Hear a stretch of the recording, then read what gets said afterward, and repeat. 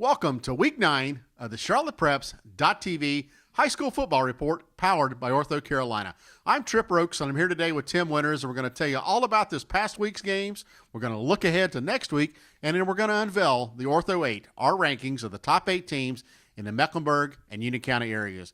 Tim, you had a big-time matchup on Friday night. Tell us all about that. Yeah, two local powerhouses, the Hough Huskies traveling to Mallard Creek, both schools separated by 12 miles, down early 7-0. Hough's running back, sophomore Rashad Williams, explodes for a huge run up the middle, setting up the short touchdown dive by another sophomore, Jarrett Nagy, to tie the game at 7.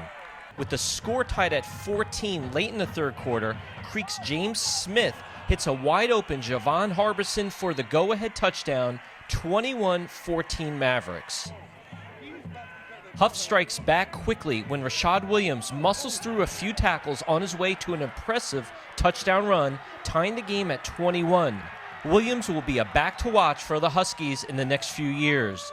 After Hough goes ahead 28-21 early in the fourth quarter, James Smith finds Corey Sutton, who eludes a few Huskies on his way to the end zone. We are tied at 28, and after Hough misses a long field goal attempt in regulation play, we are now going to overtime. Hough opens the overtime period with a field goal, and then future Tennessee Volunteer Markeel Osborne goes up to intercept the James Smith pass in the end zone to seal the deal. A Hough upset win over Mallard Creek, 31-28.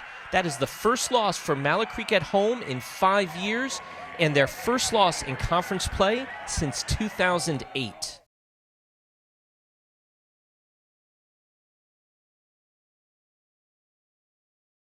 And Trip, you had a game over at East Meck High School. Tell us about it. Right. We had the East Meck Eagles coming off that huge win over Butler, facing the Rocky River Ravens. East Meck scored first with a 1-yard run from Khalil Gilliam. With very little offensive action to go in the rest of the first half, the Ravens poured on the heat in the second half. With 6 minutes to go in the game, Rocky River's Philip Clay threw a 97-yard touchdown pass to Kendall Lewis to open up a 14-point lead. This was his second touchdown of the game, the other coming on a 31-yard touchdown reception. The Ravens remained tough and held on for their third win of the season. They will now face Butler High School next Friday night.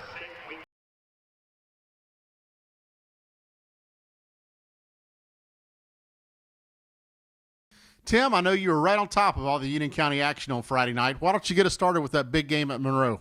Yeah, the Monroe Redhawks continued their domination over their schedule this season. Playing Central Academy, they defeated the Cougars 44-0. That's Coach Johnny Sal's second shutout of the season, and Monroe continues to roll along. Another team just hitting their stride this season, the Weddington Warriors now move to 6-1 after a big win over Anson County, their first in conference play, 34-8.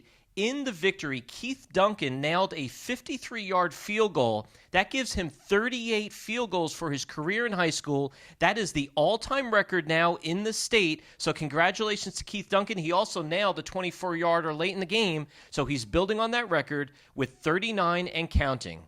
And Trip, we have the other, probably the hottest team right now in the local area, the Catholic Cougars. Tell us about that game. Those Catholic Cougars are strong. Just like a needle stuck on a scratched record, the same tune kept on playing Friday night as Charlotte Catholic ran away with a 43-0 shutout over Olympic. Very little resistance was offered up by Olympic, who gave up 2 touchdowns to both John Walton and Jared Anderson. The Catholic defense laid down the hammer to record their 4th shutout of the season. The Trojans only managed to account for 114 yards in the game. Things will get a little bit tougher for Catholic this week as they travel across Park Road to play South Meck. It's time now to unveil the Ortho 8, our rankings of the top 8 teams in the Mecklenburg and Union County areas. Got a couple new teams coming in and a brand new team at number 1. Tim, get us started. Yes, North Meck re-enters the Ortho 8, coming in at number 8 with their big win over Hopewell, 40-0. Number 7, Davidson Day, their first appearance in the Ortho 8 with that 7-0 record. The Hough Huskies coming in at number 6 at 6-1. The Weddington Warriors move up at number 5 with that 6-1 record. Coming in at number 4, the Vance Cougars at 5-2, and just ahead of them, playing this week, Mallard Creek at the number 3 spot with a 6-2 record. The Monroe Redhawks, 7-0 on the season at number 2, and the number 1 team in the area, number 1 for the Ortho 8, the Charlotte Catholic Cougars at 6-0. It's time now to hit fast forward and look at Friday night's upcoming action. Tim, you've got a big one coming up in the WFNZ Rivalry Series over in Union County. Yeah, the Weddington Warriors hosting the Cuthbertson Cavaliers. Both teams met last season in the regional state semifinals, with Weddington winning in the final 30 seconds of the game. This is a huge matchup.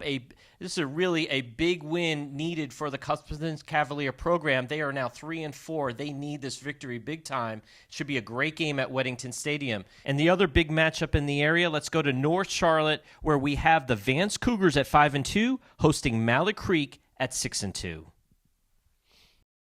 So from that big game up in North Charlotte, we go down to South Charlotte with a couple of big games down there. Yeah, we're going to take a look over on Park Road as Charlotte Catholic travels to meet South Meck in a big South Meck 8 conference game. Then we also want to take a look as Davidson Day and Latin match up. That's a really exciting game. I enjoy that every year. Chad Greer, the head coach of Davidson Day, is a graduate of Charlotte Latin, and he'll be bringing his team to play the Hawks in what will be a big private school matchup. That's going to wrap it all up here from our headquarters at the CharlottePreps.tv High School Football Report, powered by Ortho Carolina. Tim and I hope that you'll get out there on Friday night. A lot of big-time conference games going on. Cheer your favorite teams to victory and support these young student athletes.